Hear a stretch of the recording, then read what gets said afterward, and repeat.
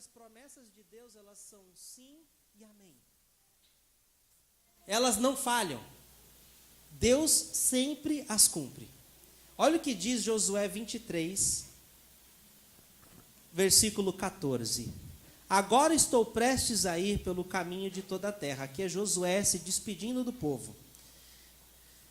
Vocês sabem, lá no fundo do coração e da alma, que nenhuma das boas promessas que o Senhor, o seu Deus, lhes fez, deixou de cumprir-se. Todas se cumpriram, nenhuma delas falhou. Nenhuma delas falhou. Eu quero que você permita o Espírito Santo ir lembrando você das promessas que Deus já fez para a sua vida. Palavras talvez proféticas que você já recebeu, sonhos que você já teve, nenhuma delas deixarão de ser cumpridas se depender de Deus. Ele é o maior interessado em cumprir aquilo que ele falou.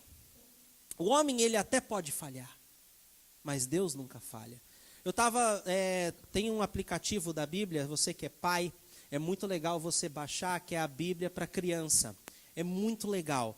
E o Joshua adora, meu filho, sempre na hora do almoço ele fala: pai, pega teu iPad, eu quero ver o aplicativo da Bíblia. Aí vem lá as historinhas, contadas de uma forma que as crianças entendem. E eu passando com ele as historinhas interativas, a criança vai apertando o botãozinho, vai aparecendo algumas coisas, os bonequinhos vão mexendo, e tem diversas histórias. Diversas. E nós vimos essa semana a história de Sansão. E o tema é o herói cabeludo, né? E a história de Sansão no finalzinho é interessante, porque Sansão foi um cara que começou bem, mas terminou mal. Ele foi um cara que Deus fez promessas, não só para ele, mas para o povo. E Deus levantou Sansão para cumprir uma promessa para todo o povo. Porque naquela época os filisteus estavam afligindo o povo de Israel. De uma forma que destruía as plantações deles, de uma forma que eles não conseguiam avançar nem prosperar. E Deus fez uma promessa, levantou um homem chamado Sansão, que era cheio do Espírito, que era cheio de força e de vigor, para ele libertar o povo de Israel. Sendo que tinha 3 condições que Deus colocou na vida de Sansão. Ele tinha que prometer de fazer um voto que ele não podia cortar o cabelo, ele não podia beber vinho e ele não podia tocar em coisas mortas. E Deus prometeu que ele ia libertar o povo por meio de Sansão. Sendo que Sansão tinha um gigante na vida dele que se chamava tentação. Ele gostava de mulher bonita, gostava de um bom vinho e acabou tocando em coisas mortas. E ele acabou quebrando as 3 promessas que ele tinha feito para Deus. E acabou que ele foi preso, né, num golpe pela própria esposa dele, que por dinheiro descobriu o segredo dele, contou para os soldados cortaram o cabelo dele, ele perdeu sua força, foi preso, ficou cego e virou escravo.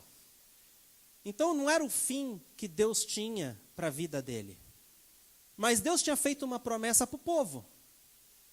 E quando Sansão foi levado para um lugar, eles usavam Sansão de bobo da corte, para entreter o povo. E numa festa, Sansão foi levado para entreter o povo. Nessa festa ele fez uma oração. Falei: Deus, faz com que minha força volte, para que eu me vingue deles. E Deus, graciosamente, fez com que a força de Sansão voltasse. Sansão pegou no meio das 2 pilastras do templo, onde todos estavam reunidos, e empurrou as pilastras no ponto que elas quebraram e o templo inteiro caiu na cabeça de todos os líderes filisteus, dos soldados filisteus, dos generais, das pessoas mais importantes daquele lugar. Morreram tudo ali num só lugar, inclusive Sansão. E no final do aplicativozinho para criança diz assim, a última frase: embora Sansão não cumpriu a sua promessa, Deus cumpriu a dele. E eu fiquei com aquilo na minha cabeça. Deus, eu sei que você vai cumprir a sua promessa, mas eu também quero cumprir a minha e fazer parte dela. Amém? Então Deus ele cumpriu a parte dele. Infelizmente Sansão não cumpriu a que ele tinha que cumprir, mas que não seja essa história para conosco. Que a gente possa cumprir aquilo que Deus nos incumbiu. Tem uma imagem que eu quero mostrar para vocês, que é uma imagem que talvez vocês já viram, já circulou no WhatsApp, já circulou, que é de um carinha com uma picareta, buscando aí o diamante. Olha lá. Né? Eu não sei, você talvez está tão perto de cumprir com algo que Deus lhe incumbiu, você está tão perto de viver uma promessa de Deus, mas é que tudo na vida começa assim, começa com o sonho, depois desse sonho vem as dificuldades, e depois das dificuldades é que vem a vitória, certo? Toda promessa de Deus tem um processo, e às vezes a gente chega tão pertinho assim e fala, desiste, está muito difícil agora, já cansei, não tenho mais força, mas imagina se você desse só mais uma picaretada, ia jorrar água, ia jorrar o leite, ia jorrar o mel, você ia chegar no seu destino. Como você se sentiria se você chegasse igual esse cara e descobrisse que você estava tão perto e desistiu? Que frustração, né? Mas é isso que vai acontecer com algumas pessoas lá no céu. Você fala, poxa, você chegou tão perto, por que você parou? Só faltava mais uma, só faltava mais 2 dias, mais 3 dias, mais 5 dias. Se você insistisse um pouco mais, nós não podemos ser daqueles que retrocedem, mas aqueles que estão sempre avançando. Minha esposa está passando por uma situação complicada na saúde, ela sente dores frequência, ela já fez uma cirurgia no pescoço, a maioria de vocês sabem, e não está 100%, ela sofre dores ainda. Né? E ela chegou para mim e falou assim, acho que eu vou ter que lidar com isso, né, o resto da minha vida. Eu falei, não, nós vamos acreditar, nós vamos morrer acreditando que Deus vai curar. Porque esse tem que ser a nossa postura, a gente não pode desistir das coisas, das promessas que Deus nos dá, amém? Então, qual é o processo da promessa? Né? Deus ele prometeu, vamos pegar uma analogia entre o povo de Israel e nossas vidas, ok? Para a gente se alinhar. Então, Deus começou a promessa dele através de um homem chamado Abraão, né? E, na verdade, veio muito antes, Adão pisou na bola, né? Depois veio Noé foi da hora, tal, veio o dilúvio, morreu todo mundo, daí através de Noé fluiu, mas Deus chamou um camarada chamado Abraão, no qual ele deu mesmo a promessa de transformar ele numa nação. Abraão veio Isaac veio Jacó, e Jacó conseguiu expandir com 12 filhos, chegar a 70 pessoas mais ou menos. Essas 70 pessoas foram para o Egito, por causa de uma grande fome que havia na terra onde eles habitavam. No Egito eles viraram escravos, e olha como Deus é maravilhoso. No meio de uma escravidão, Deus fez uma nação, fez nascer uma nação. Eles entraram em 70, saíram com 2 milhões, mais ou menos, de pessoas. Então, era um período de incubação. No meio da escravidão, Deus fez nascer uma nação. Olha que Deus maravilhoso. No meio dos períodos de dificuldade da sua vida, Deus faz nascer algo tremendo em você.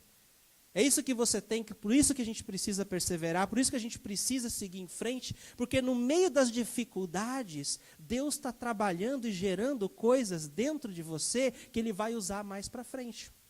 Então Deus fez essa nação inteira, saindo da escravidão, saindo do Egito, né, um povo maravilhoso. Depois esse povo foi para o deserto. O deserto é um lugar de limitação, é um lugar de provação, mas é um lugar de crescimento.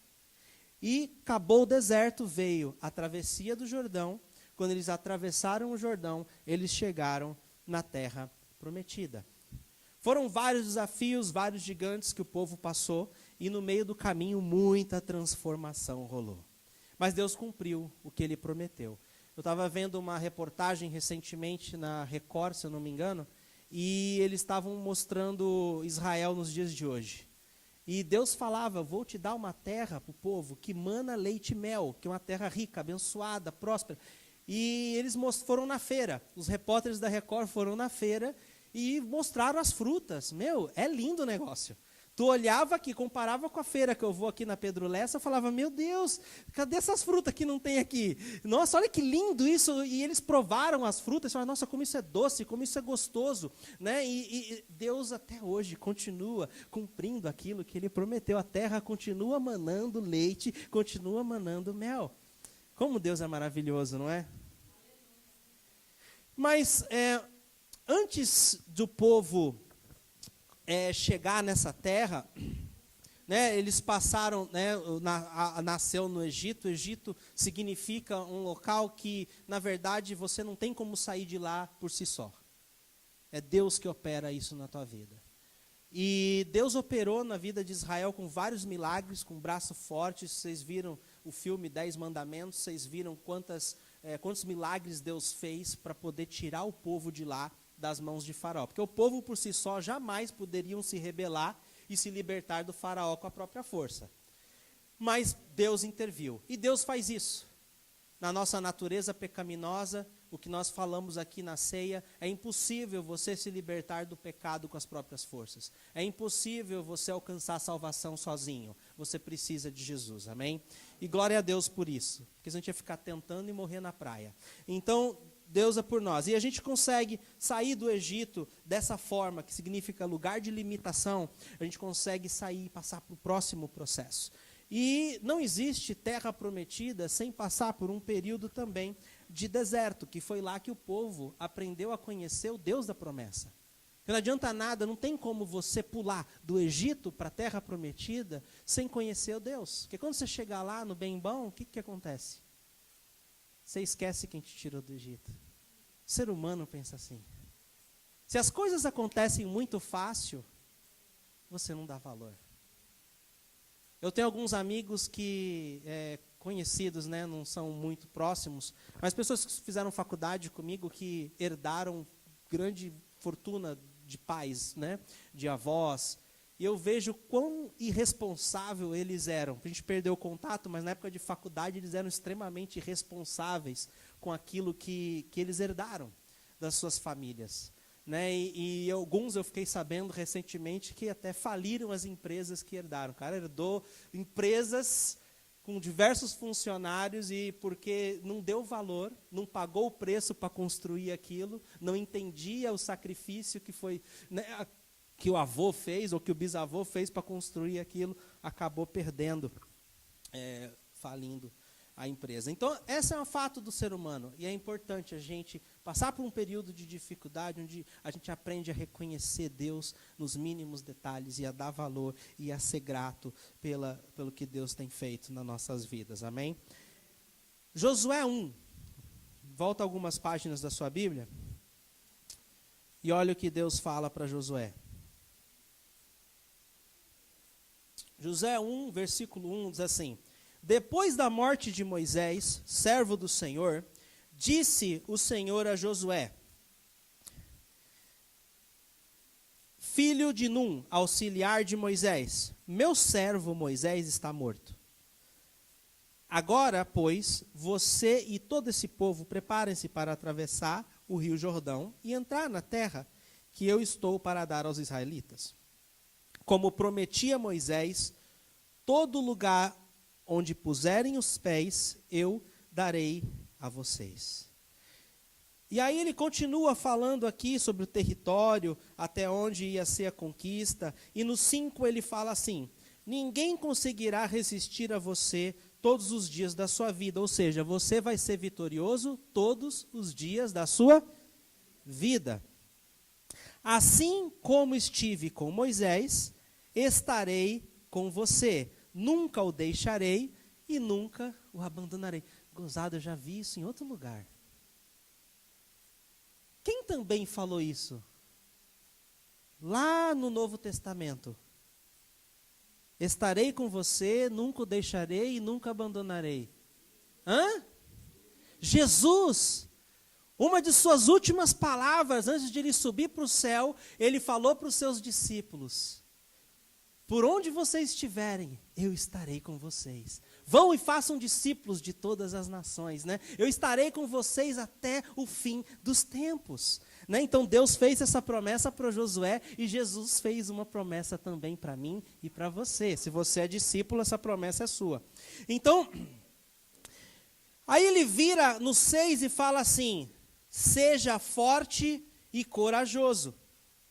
Seja forte e corajoso, só no livro de Deuteronômio e Josué, essas palavras voltadas para Josué se repetem 8 vezes. 8 vezes é falado para Josué: seja forte e corajoso, seja forte e corajoso, seja forte e corajoso, seja forte e corajoso. Falta mais 4. Seja forte e corajoso, seja forte e corajoso, seja forte. Deu? Deu, né? 8. 8 vezes. Aí, porque você conduzirá esse povo a herdar a terra que eu prometi sobre o juramento aos seus antepassados. Somente, de novo, seja forte e muito corajoso. Então eu fiquei pensando, se Deus dá a promessa, e aí ele fala para você, por que você precisa ser forte e corajoso? Porque a promessa cai do céu? Senão não precisaria falar 8 vezes a mesma coisa. Se é para a gente ser forte e corajoso, é porque as coisas não acontecem instantaneamente. E eu sinto que nós, como igreja, eu falei na nossa reunião de Vision Builders, que é construtores de visão, que a gente teve aqui um pouco mais cedo, sobre os planos da igreja para o futuro, que nós iremos nos mudar para um prédio novo em breve, mês de agosto, save the date, inauguração, C3 Templo Novo, hashtag, vai ser muito legal. A gente viu que Deus ele dá a promessa para nós, mas a gente precisa sim enfrentar, porque a gente vai cruzar o Rio Jordão. Né? Se fosse reduzir toda a pregação de hoje, eu falava atravessando o Rio Jordão, atravessando o Rio Jordão. Porque o que acontece quando você atravessa o Rio Jordão? O que tem do outro lado do Rio Jordão? O que tem do outro lado do Rio Jordão são cidades a ser conquistadas. A primeira cidade era Jericó, depois tinha Ai, depois tinha muitas outras. Né? O que tem depois do Rio Jordão? Nós, como C3 Santos, nós passamos por um período de Egito, nós passamos por um período de deserto, nós estamos como que estivesse saindo do deserto a nossa igreja, e nós estamos atravessando o Rio Jordão. E o que tem lá do outro lado? Poxa, tem Jericó, que é a nossa cidade, Santos. Vamos conquistar território aqui dentro, amém? Vamos ter mais células, mais connects em várias casas nesse lugar. Depois, o que tem depois de Jericó? Poxa, Israel conquistou Ai. Israel foi conquistando outras cidades da circunvizinha. Pô, a gente tem Cubatão para conquistar, amém? A gente tem Praia Grande para conquistar, amém? A gente tem São Vicente para conquistar. A gente tem Guarujá, essa Baixada Santista. O que tem depois do Rio Jordão? Tem todas essas terras que Deus quer plantar uma C3. E depende de nós, amém? Unirmos forças e seguirmos em frente. Eu vou te falar. Quando você decide plantar sua vida na casa de Deus, você acaba embarcando na maior aventura da sua vida. Eu poderia estar vivendo para mim mesmo, poderia estar só pegando onda, fazendo aquilo que eu gostava, mas eu duvido que eu ia estar gostando tanto da minha vida como eu estou gostando, fazendo aquilo que Deus me chamou. Não tem satisfação maior. E eu quero dizer que fé, com tudo isso que eu estou falando aqui, não é só você clamar, Deus age, Deus move, Deus faz, eu clamo, eu determino isso, aquilo. Na verdade, fé é agir como um parceiro de Deus. Fé é agir como um parceiro de Deus. Olha o que aconteceu quando Josué atravessou lá o Rio Jordão. Olha lá na travessia. Josué 3:13. Josué 3:13. Quando os sacerdotes que carregavam a arca do Senhor, o soberano de toda a terra, puseram os pés no Jordão, o que aconteceu? A correnteza será represada e as águas formarão uma muralha. E aí a Bíblia fala no versículo 15, que assim que os sacerdotes que carregavam a arca da aliança chegaram ao Jordão, e seus pés tocaram as águas se dividiram e eles passaram a seco. Primeiro o natural, tocar as águas, depois o sobrenatural. Você precisa agir como um parceiro de Deus. Você dá um passo e Deus dá o dele. Não adianta, não estou esperando o momento de Deus para mim. Estou esperando Deus fazer alguma coisa. Gente, Deus quer que você dê um passo. Ele só pode guiar um carro em movimento. Ele só pode começar a realizar milagre no momento que você está tocando nas águas.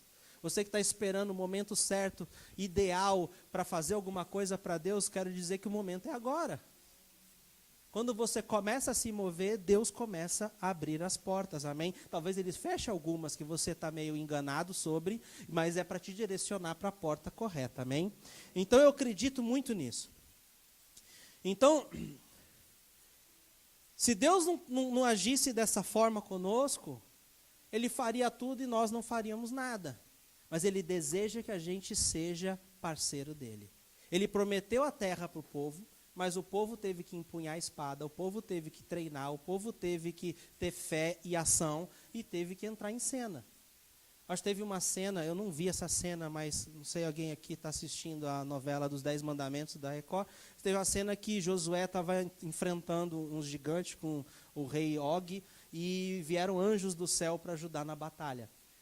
E eu sinto que é isso mesmo na nossa vida. Você está lá engajando na guerra e Deus manda reforço. Não é como aqueles filmes de guerra americana, né? Está lá o batalhão, lá só eles ficaram cercados de inimigo, sendo fuzilados, daí chega os aviões para um bombardeio. Né? E eles vencem a guerra. Deus faz isso. Deus faz isso. Às vezes nós estamos em menor número naturalmente, mas nunca sobrenaturalmente. Amém? Então, não podemos ter receio de crer no nosso Deus. Não é só crer que Ele existe. Isso é fácil, até o diabo acredita. Mas é crer que Ele existe, que Ele é capaz, e não só que Ele é capaz, mas que Ele vai também lutar por nós, assim como Ele lutou por Israel. Amém? Olha o que diz Efésios 3:20, coloca lá.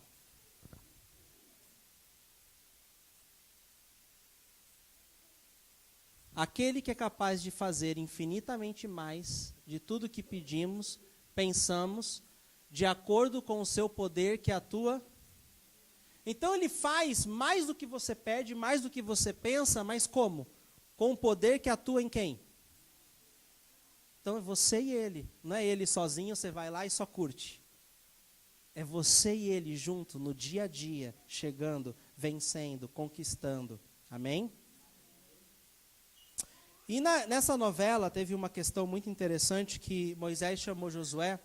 São frases que eu estava assistindo esse dia que me marcou, minha esposa até usou para aconselhar uma pessoa. E Moisés chama Josué e fala assim para ele, olha a sabedoria de Deus, Josué.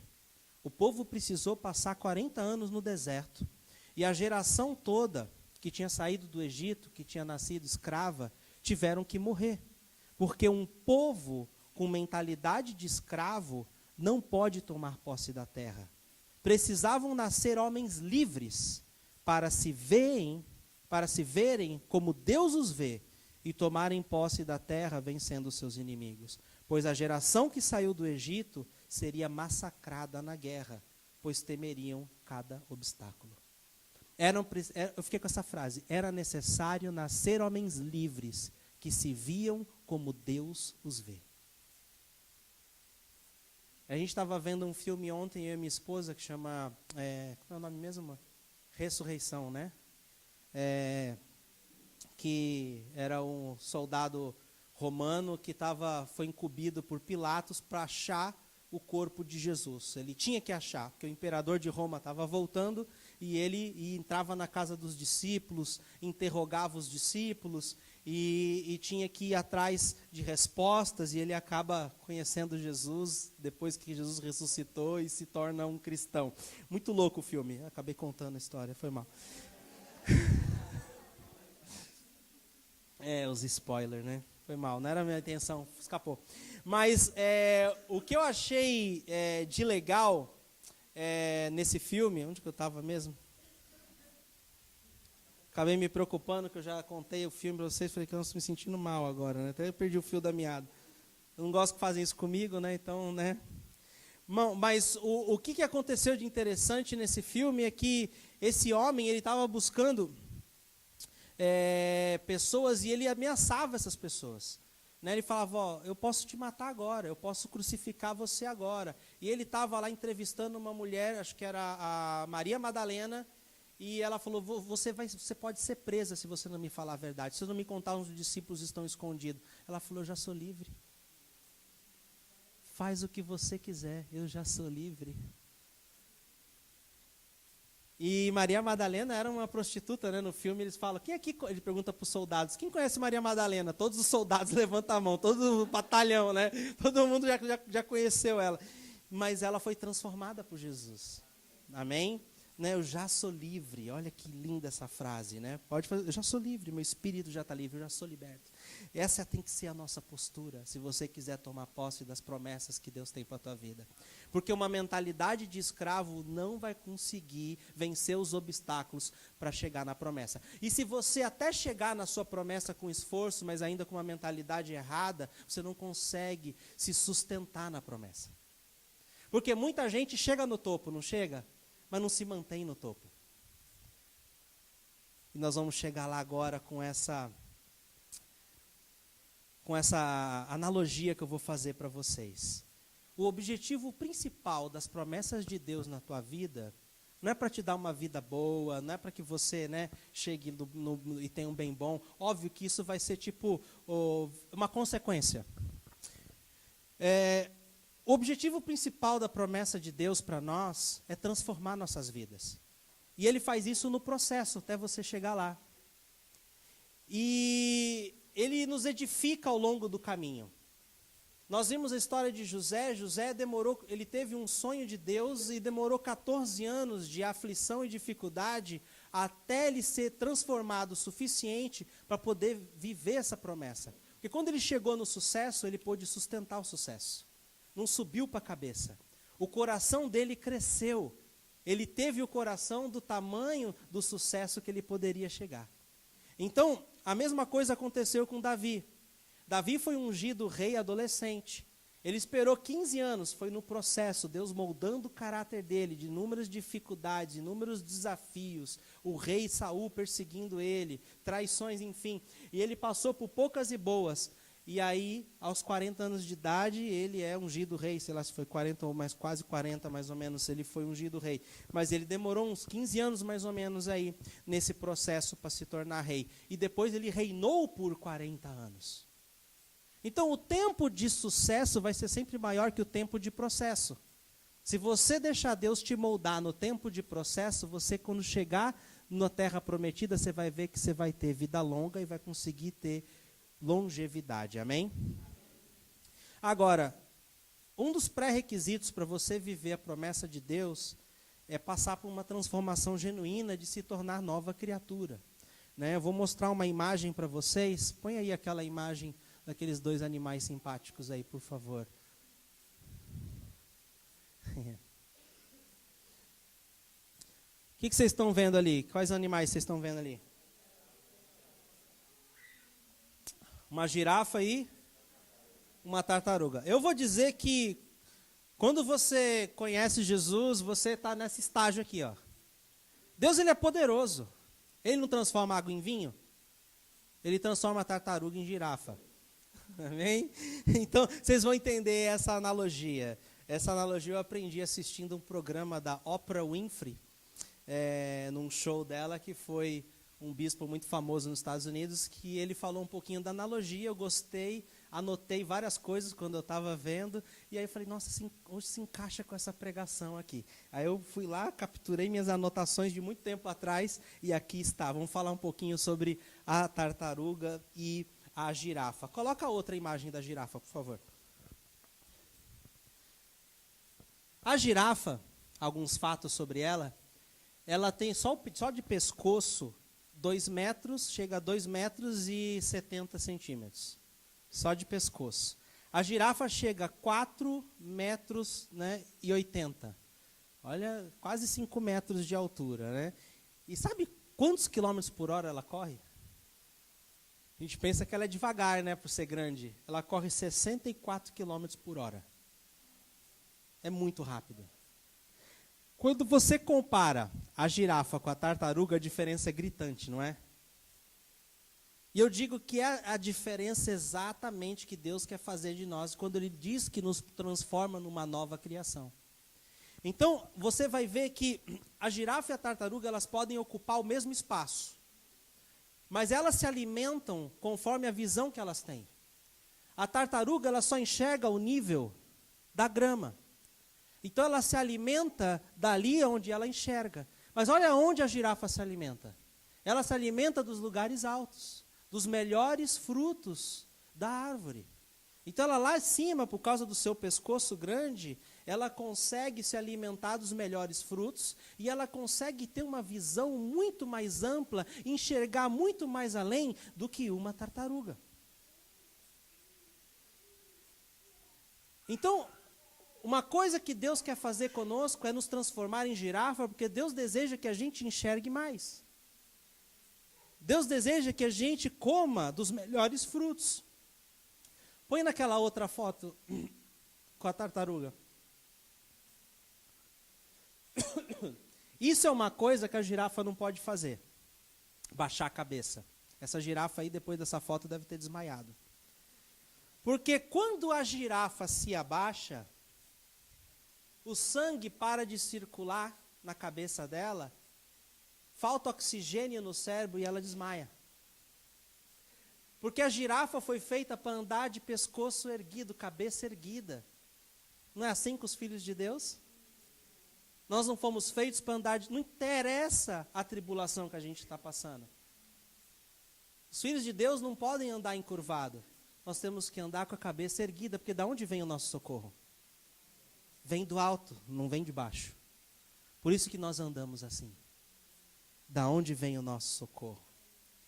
A girafa sempre olha para baixo. E uma das coisas mais importantes, vou dar um exemplo aqui para vocês, de ser girafa e... Minha mochila aqui.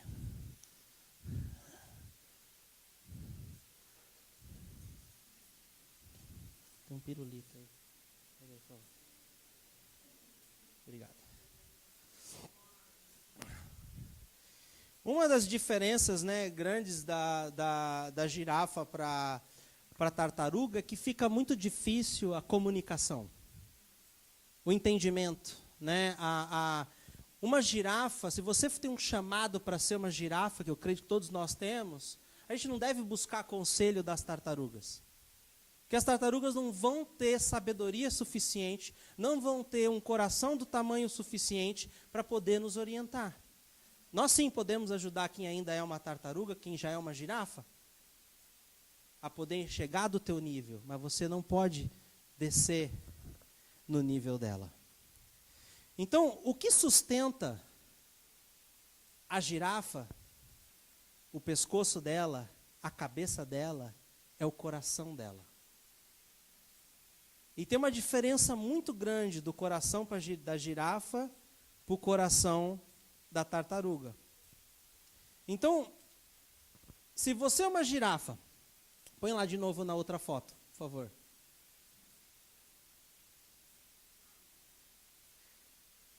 E você chega no topo com a motivação errada, ou com um coração de tartaruga, você não vai conseguir bombear sangue suficiente para a cabeça e você vai ter um colapso. Então você pode até chegar no topo, mas você não vai conseguir permanecer no topo. Porque um coração grande, quando o seu coração cresce, quando ele se alarga, quando ele se estende, ele te dá capacidade de amar num nível muito mais amplo, de pensar num nível muito mais amplo, de viver num nível muito mais amplo, e encorajar outras pessoas a chegar no mesmo nível que você chegou. Agora, sabe qual é o tamanho do coração de uma tartaruga? O tamanho desse pirulito aqui, ó. Esse é o tamanho do coração de uma tartaruga. É um coração pequeno. Coração pequeno é igual a cabeça pequena. É igual a pensamento pequeno. É igual a visão pequena. É igual a generosidade pequena. Você até pode ter inteligência, você até pode ter princípios, você até pode buscar grandes coisas, almejar grandes coisas, ter sonhos grandes, mas eles nunca vão substituir um grande coração. Se o seu coração for do tamanho de uma tartaruga, e ele gira, você só consegue amar em torno da sua própria família, você só consegue viver em torno dos seus próprios objetivos pessoais, você só consegue girar em torno do seu emprego, você nunca terá espaço suficiente para a igreja do Senhor. Você nunca terá espaço suficiente para um ministério. Você nunca terá espaço suficiente para um chamado. Você nunca vai ser bem-sucedido aos olhos de Deus. Por isso que Deus precisa nos transformar de tartarugas para girafa. Porque Ele sabe que se nós estivermos no nível de girafa, com um coração pequeno, a gente não vai conseguir viver as promessas e entrar na terra prometida. Porque o coração dos escravos hebreus era do tamanho de uma tartaruga. Girava em torno das necessidades deles. Faltava água, eles reclamavam. Faltava isso, eles reclamavam. Não se importavam com o amanhã, não se importavam com o futuro, não se importavam com os outros. Agora, esse é o tamanho do coração de uma girafa. O coração de uma girafa, por ser desse tamanho, consegue bombear sangue para a cabeça com facilidade. Ele pesa 11 quilos e 33 gramas. É o peso do coração de uma girafa. Quanto será que pesa o da tartaruga? Coração grande, generosidade grande. Coração grande, amor grande. Você pode colocar alguém para liderar um connect, ou para liderar uma igreja grande, se ele tiver um coração pequeno, perde tudo. Por isso que nós temos que nunca desistir do processo de deixar Deus alargar os nossos corações, amém? Porque quando mais largo for o nosso coração, mais ele vai abranger o próximo, mais Deus vai poder contar com você. A Bíblia fala que Deus, acho que está em 2 Crônicas, os olhos do Senhor percorrem toda a terra, até que ele encontre um coração onde ele possa confiar. Confiança se conquista. Se Deus vê que o seu coração é maleável e ele está crescendo, está sendo transformado, está mudando, você vai ver que Deus vai poder confiar em você. E grandes coisas vão acontecer, amém?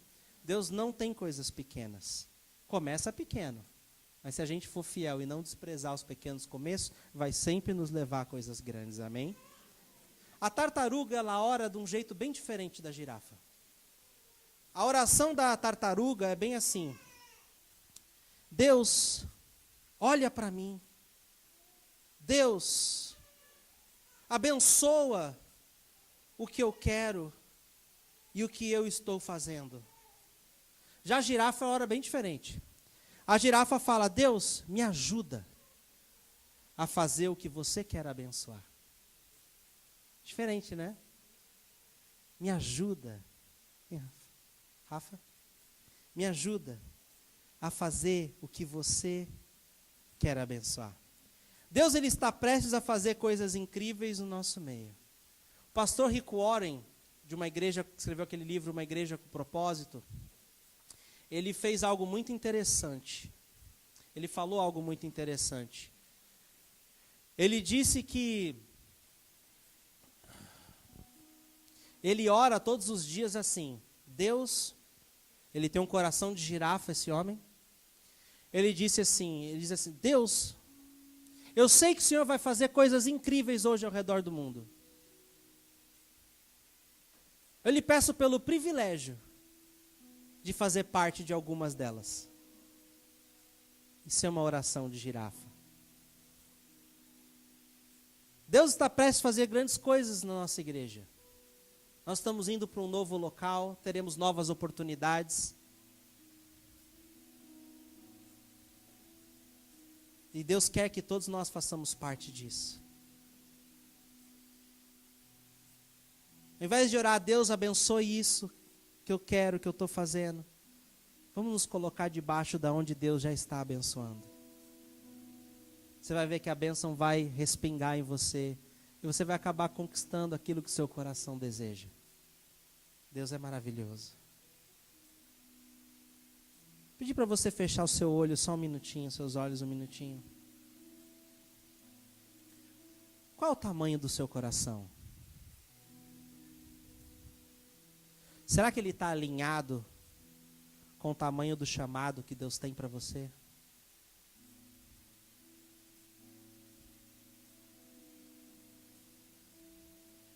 Uma das coisas interessantes sobre a vida de Josué é que tem uma lista no livro de Josué, dos reis que ele derrotou. Foram 31 reis, se eu não me engano. Depois de ele ter derrotado esses 31 reis, Deus vira para ele e fala assim: Josué, ainda tem muita terra para ser conquistada. O que você fez foi bom, mas eu ainda quero fazer muito mais. Você precisa entender que o chamado de Deus, ele vai além do seu ciclo de vida na terra. O que Deus tem para a sua vida vai além da sua vida na terra. Deus quer sempre expandir e levar para outras gerações, porque Ele quer nos deixar que a gente deixe um legado. E Ele disse para Josué: Josué, você vai descansar com seus antepassados, mas eu vou continuar usando as próximas gerações até que eles conquistem toda a terra.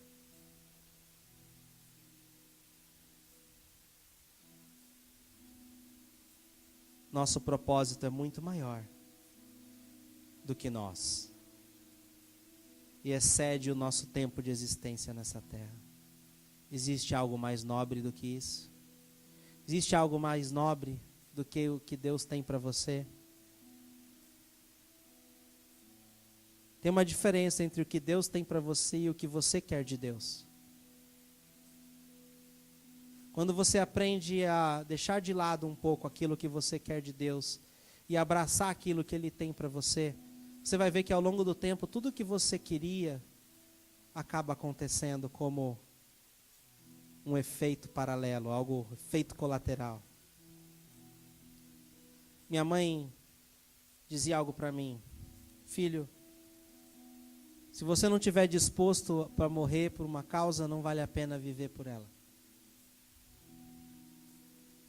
O chamado de Deus é um daqueles que vale a pena você colocar todo o seu vigor. As promessas de Deus, vale a pena você engajar toda a sua força. Pai querido, nessa noite, eu oro por cada irmão meu, cada irmã minha aqui nessa casa. O Senhor conhece como está o tamanho do coração de cada um, Senhor. Eu creio que o Teu Espírito começa a convencer nós, Pai. O Senhor nos convence de forma amorosa, de forma, Senhor Deus, encorajadora.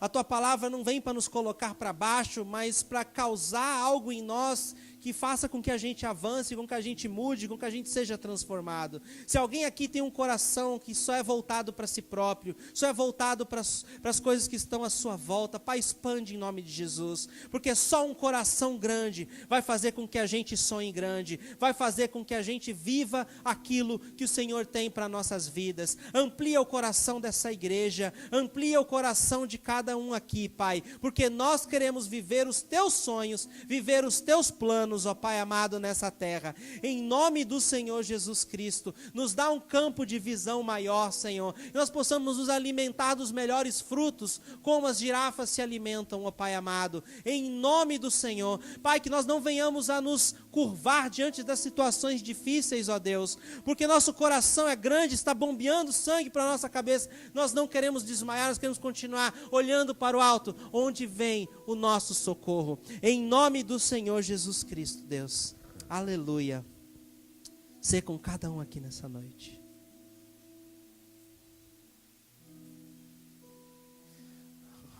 Queria fazer mais uma oração, mas essa é mais específica. Se tem alguém aqui que nunca entregou sua vida para Jesus, nunca abriu seu coração de uma forma assim, intencional, dizendo: Jesus, toma conta da minha vida, eu entrego tudo nas tuas mãos. Se tem alguém aqui que nunca fez essa oração, eu queria orar contigo.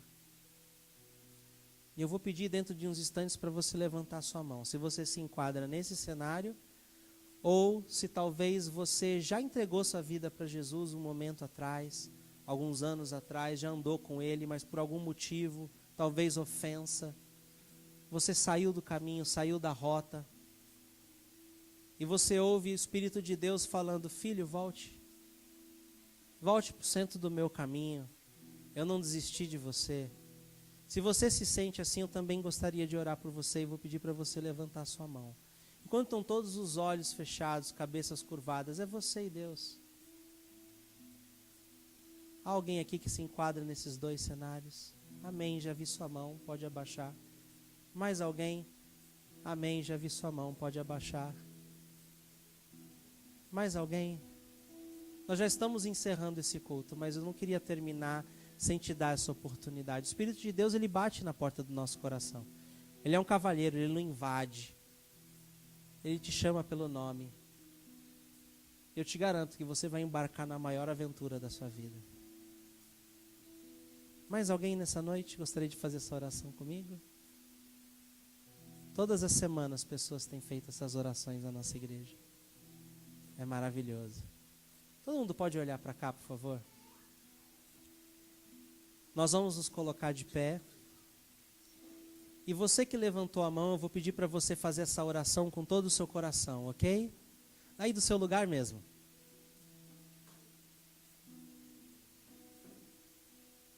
Vamos todos repetir juntos? Querido Deus, nessa noite eu abro o meu coração e te peço, vem fazer morada nele. Eu entrego o meu caminho a ti e todas as áreas da minha vida a ti. Escreve o meu nome no livro da vida. Me ajuda a andar contigo e não soltar jamais da sua mão. Eu quero viver tudo o que o Senhor tem para mim. Eu lhe peço perdão por tudo que eu fiz de errado. Em nome de Jesus. Amém. Amém. Vamos dar uma salva de palmas para Jesus.